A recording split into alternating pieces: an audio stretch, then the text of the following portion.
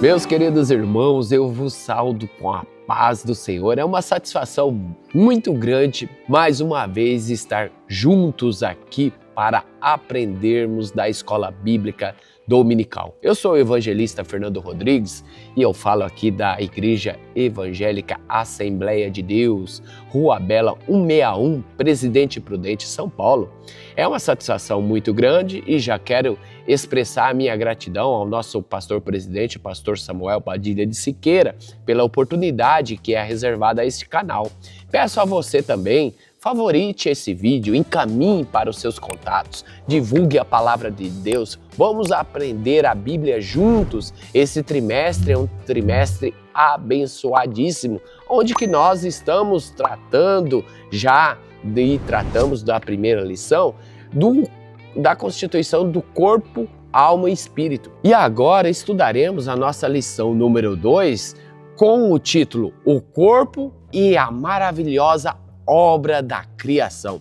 Nosso texto áureo está: Eu te louvarei porque de um modo terrível e tão maravilhoso fui formado. Maravilhosas são as tuas obras e a minha alma o sabe muito. Salmos 89, versículo 34. A nossa verdade prática está apoiada em que a ciência busca desvendar os mistérios do corpo humano, mas o crente descansa em saber que é a obra poderosa e perfeita na mão de Deus. Olá, queridos pais do Senhor Jesus, que alegria poder estar de volta aqui no canal AD Prudente Oficial, sob a bênção de Deus, a orientação do nosso presidente e a companhia do caríssimo companheiro pastor Fernando Rodrigues. Eu quero, nesse momento, introduzir esse assunto tão importante que nós temos à disposição, que é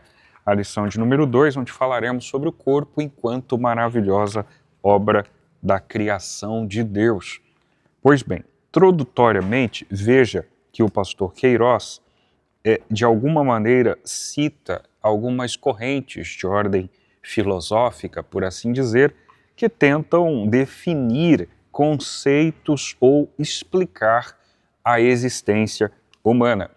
Racionalismo, que é aquela que valoriza a razão como principal fonte de conhecimento, ou mesmo cientificismo, que, por sua vez, oferece respostas válidas sobre a realidade, muito embora tente excluir outras formas de conhecimento, como a fé e a espiritualidade, tentam, dentro do possível, explicar as questões relacionadas à existência humana. Mas a grande verdade, como proposto introdutoriamente, é que, por meio dessas vertentes, o sujeito se vê em uma crise de identidade, haja vista que o resultado dessas abordagens ainda é limitado. Elas não conseguem fechar algumas contas, deixam pontas soltas e não dão respostas para algumas perguntas que são muito bem construídas e que carecem ser esclarecidas. De maneira que, segundo o pastor, é por meio da fé e somente por ela que também, claro, enviesada pela Escritura Sagrada, que nós encontraremos respostas sobre a nossa constituição e a nossa existência. Bem, o tópico primeiro, como os senhores podem observar, nós temos aí a maravilhosa obra de Deus. E nesse primeiro tópico, respectivamente, nós temos alguns pontos a serem analisados, né? E eu começo com o primeiro ponto, no qual o pastor Silas Queiroz fala sobre o pó ou do pó da terra. É daí, conforme o embasamento de Gênesis capítulo 2, verso 7, que Deus criou o corpo humano a partir do pó da terra. Então, quando nós formos tomados por alguma sensação ou algum sentimento um tanto quanto vaidoso, orgulhoso, astucioso, enfim, é só nos lembrarmos de qual é a nossa origem. Eu acho que isso desvencilha, desconstrói, dissolve qualquer ponta de orgulho, né? Haja vista que a nossa essência é o pó da terra. Para além disso, um dado científico citado pelo pastor Silas Queiroz é que o corpo é uma estrutura tão complexa que comporta cerca de 37 trilhões de células, tecidos, órgãos e sistemas. Eu estou falando em 37 trilhões. Esse número é um número assustador, né? É um número enorme, maiúsculo, que estão contemplados dentro da figura humana. Essa criação desafia a ciência, não só a ciência, como especialmente a ciência moderna, e só pode ser compreendida por meio da fé. Isto é, do ponto de vista bíblico, do ponto de vista da escola bíblica dominical sob as lentes do pastor Silas, a respeito da composição corpórea enquanto obra maravilhosa de Deus e tendo como base o pó, vejamos que isso só pode ser melhor compreendido por meio da fé. Aí eu tenho textos como de Hebreus capítulo 11, Atos 17 e Romanos 11, do 33 ao 36, quando há uma doxologia proposta por Paulo e ele então enxerga: ó Senhor, quão inescrutáveis são os seus caminhos, quão imensuráveis são os seus pensamentos, né? Quem, pois, visitou a mente do Senhor ou lhe deu conselho? Porque dele, por ele, para ele são todas as coisas, de maneira que glória, pois, a ele para sempre. Amém. Agora, eu peço que os meus irmãos observem que no item 2 nós temos o conceito proposto pelo pastor Queiroz a respeito do Deus enquanto autor da vida. Veja que Eva foi formada da costela de Adão com um corpo igualmente maravilhoso, mas distinto em anatomia, em fisiologia e genética.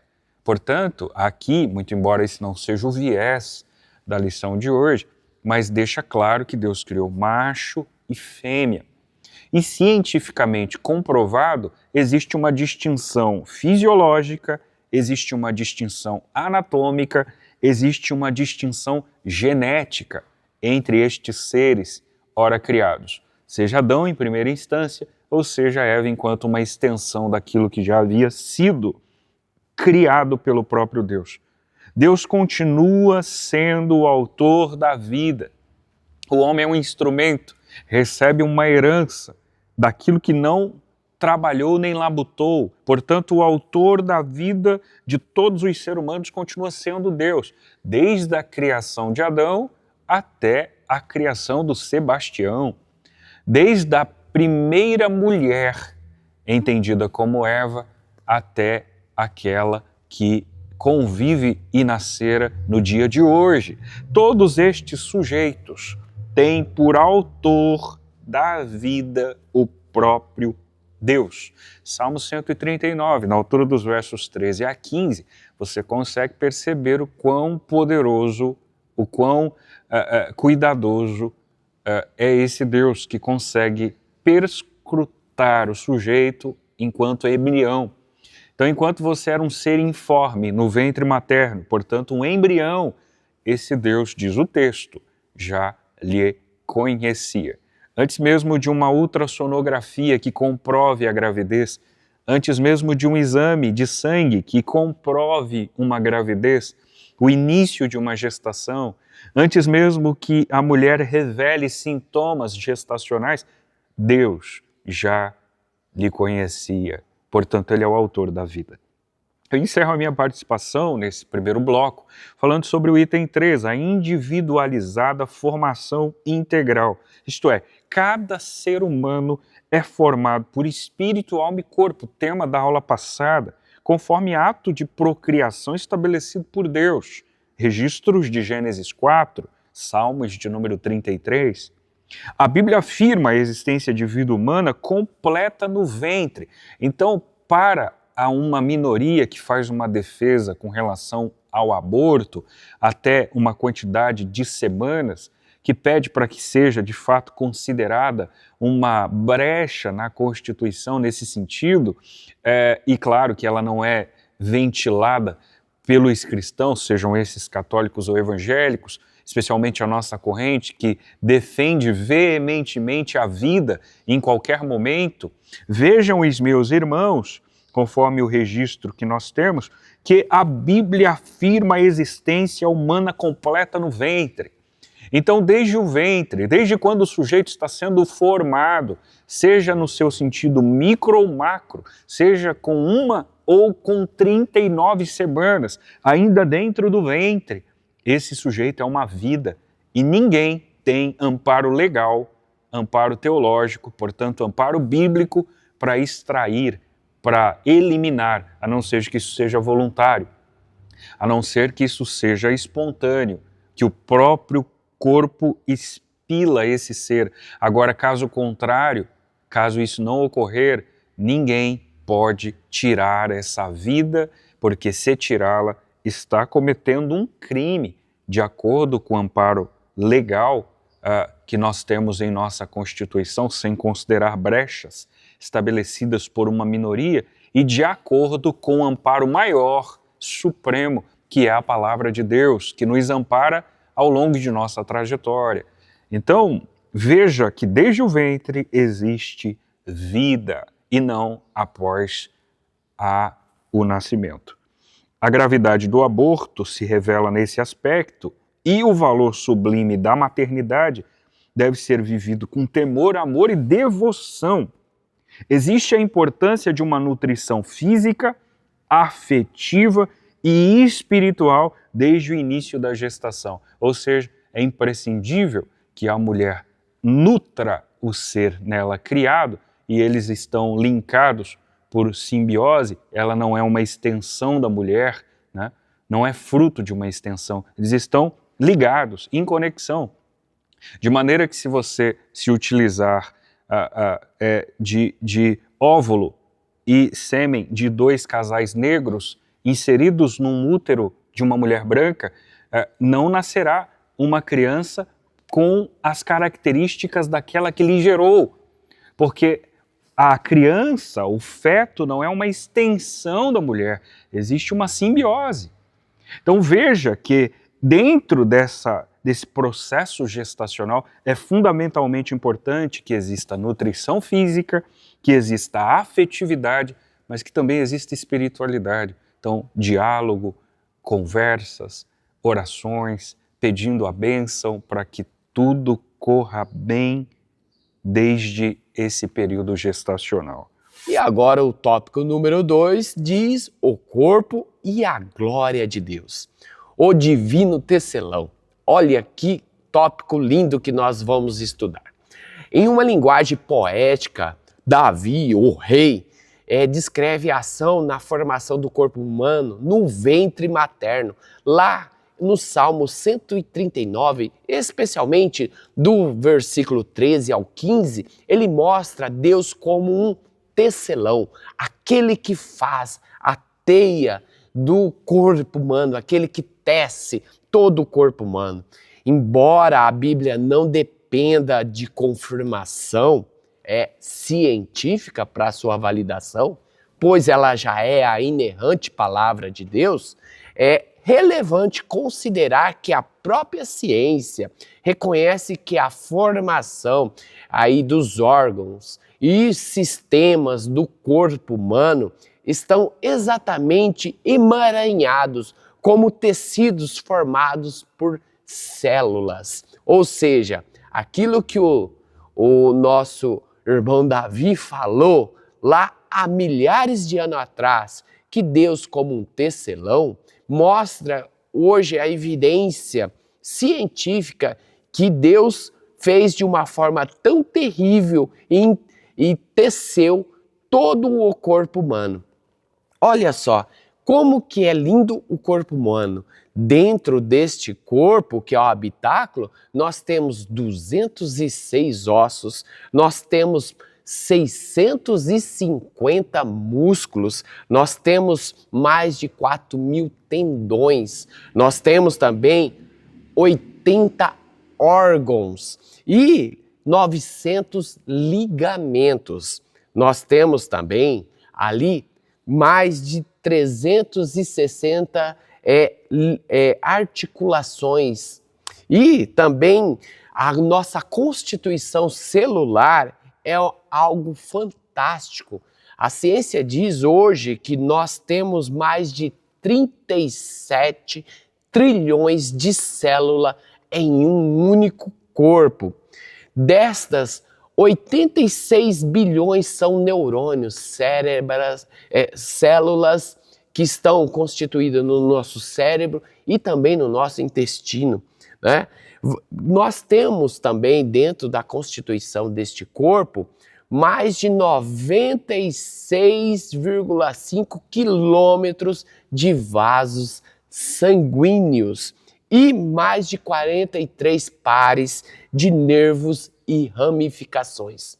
E o primoroso dessa obra, meus queridos, é entender que Deus fez isso e isso funciona de uma forma muito harmoniosa, que até hoje muitos são os segredos que não foram ainda desvendados, até mesmo pela medicina moderna. Como que todo esse conjunto formado, ele funciona de uma forma tão bela e tão vital que nos mantém vivos. Só pela poderosa mão de Deus, é pela obra do grande tecelão. Também isso nos fala da nossa compreensão em relação a esta obra divina.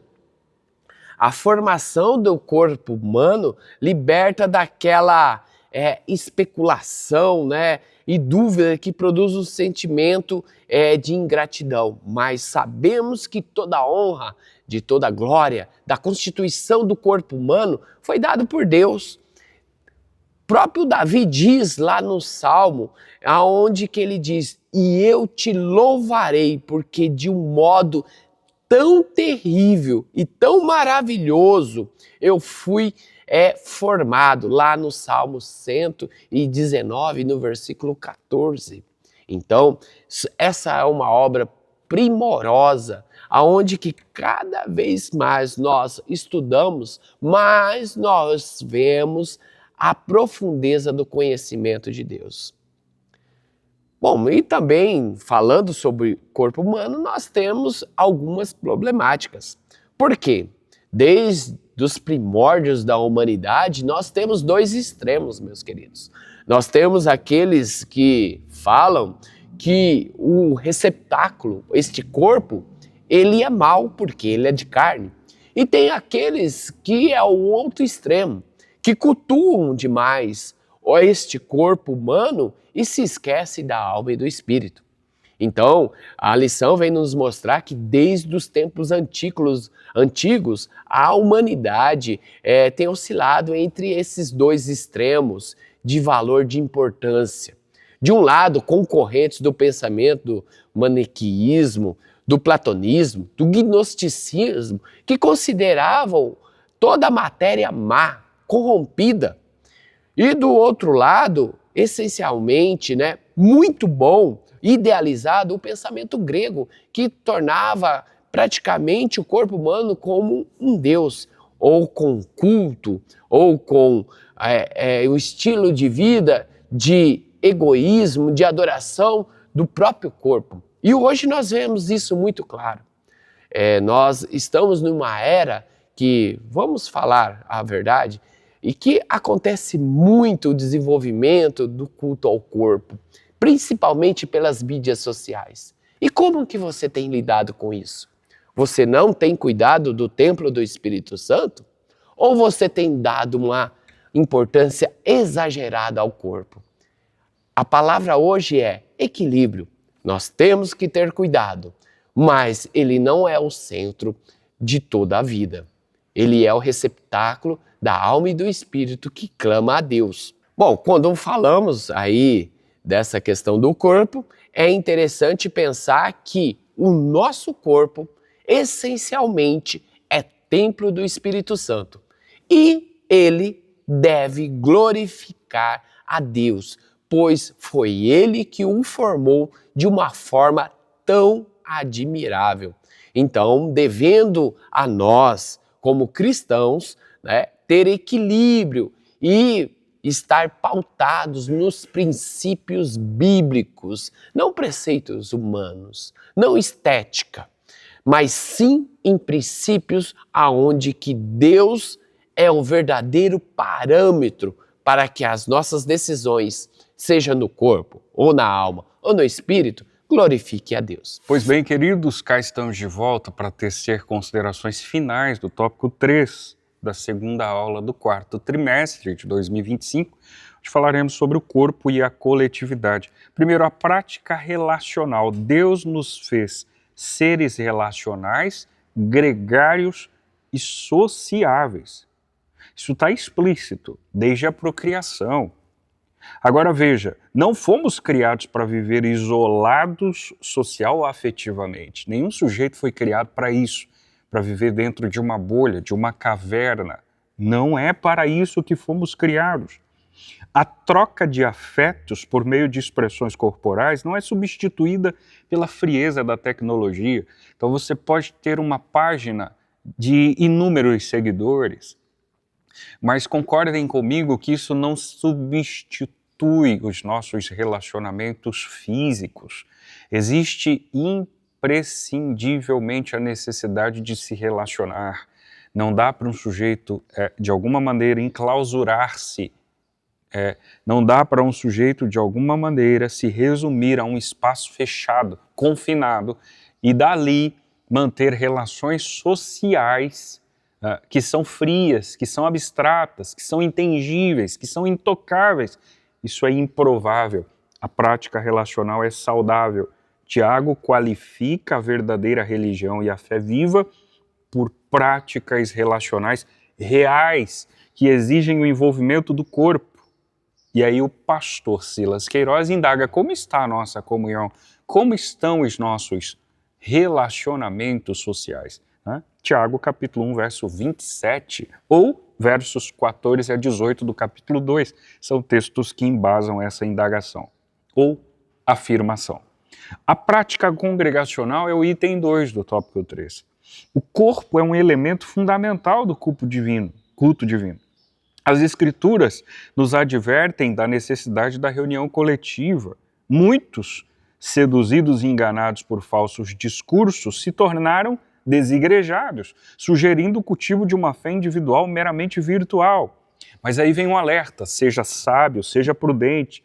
Esse movimento é antibíblico e altamente prejudicial à verdadeira vida cristã. Você precisa de mentoria, você precisa de um pastor, você precisa de um orientador, você precisa de alguém que supervisione, que cuide, que oriente, que pastoreie a vossa vida e não você se autopastoreie, você se autodefina, né?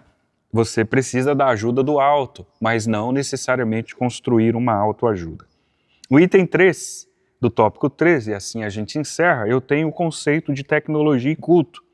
O autor diz que o corpo precisa não apenas estar presente no templo, mas envolver-se diretamente com o culto. Isso aqui faz alusão a Romanos 12. Paulo rogou aos romanos: eu rogo-vos, irmãos, pela compaixão de Deus, que apresentem os vossos corpos em sacrifício vivo, santo e aceitável ou agradável a Deus, que é o vosso culto racional, com inteligência. Isto é, não vale apenas se deslocar para uma celebração. Não se trata apenas de participar de uma reunião. É necessário estar nela, focado nela, e não necessariamente na reunião, mas nele, focado nele, no Deus que é o mentor, que é de fato a figura primaz e principal em quaisquer celebrações. O autor diz que os recursos tecnológicos da atualidade, drones, telões, celulares, tablets, são úteis, mas usados ou se usados sem moderação podem nos distrair e deixar inertes no culto. Então há uma recomendação fundamental: ninguém aqui está engessado, nós não estamos sendo aqui de alguma maneira arcaicos ao ponto, até porque não tenho amparo legal para isso, nem da nossa presidência, para dizer, não traga o seu celular para o culto. Não seríamos tão rígidos nesse sentido e inflexíveis. Até porque, digamos que esse é um caminho sem volta. As pessoas têm informações na palma da mão. Agora, é necessário que exista moderação. Se vai utilizar, com qual finalidade? De repente, para uma versão bíblica, ok, os dispositivos estão completos de ferramentas de pesquisa, inclusive bíblicas, com traduções diversas. E nós não vemos problema nesse sentido. Agora, não faz quaisquer sentidos você estar em um culto, em uma celebração, num ambiente de conexão com o sagrado e estar conectado com aquilo que é efêmero, que é passageiro. É nesse sentido que levanta-se a discussão. Que eu e você reflitamos, pensamos nesse aspecto e estejamos prudentes e sejamos sábios, sobretudo, para que as nossas medidas sejam cruciais, tanto nossa quanto dos nossos filhos, a fim de que o nosso culto seja prestado e, respectivamente, aceito pelo Deus Criador. Hoje nós estudamos verdadeiramente essa obra de engenharia tão grande que é o corpo humano. E o que diz a nossa conclusão? A verdadeira adoração ao Criador abrange a integralidade do corpo, alma e espírito. E inclui o nosso corpo nessa adoração como templo. Reconhecer-nos como obra das mãos de Deus nos leva a render graças à sua soberania e permanecer confiando naquele que é o Todo-Poderoso e rendendo graças ao nosso Senhor e Salvador, Jesus Cristo. Meus queridos, um até breve. Que Deus te abençoe em nome de Jesus. Divulgue esse vídeo, encaminhe para mais pessoas e vamos estudar juntos a Escola Bíblica Dominical, ali alicerçada pela Palavra de Deus. Deus abençoe.